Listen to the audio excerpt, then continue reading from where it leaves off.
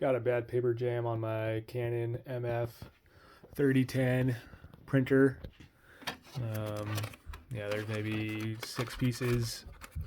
Someone was trying to put new paper in while it was printing, so they feed it in a whole chunk.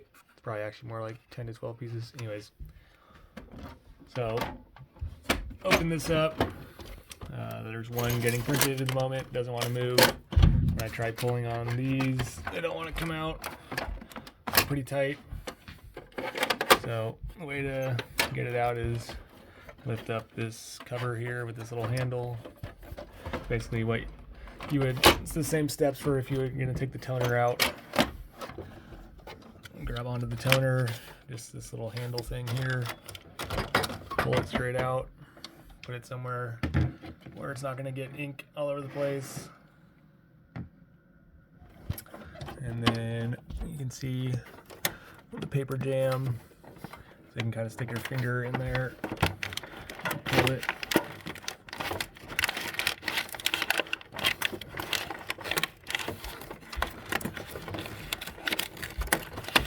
Kind of pull it downward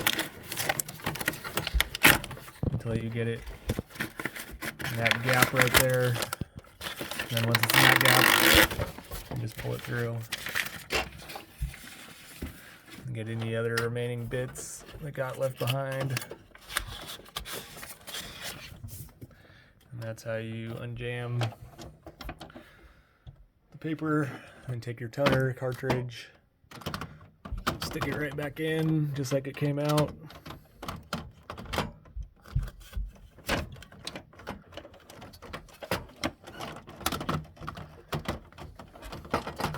Might be a little tricky figuring it out. Thankfully there's a photo.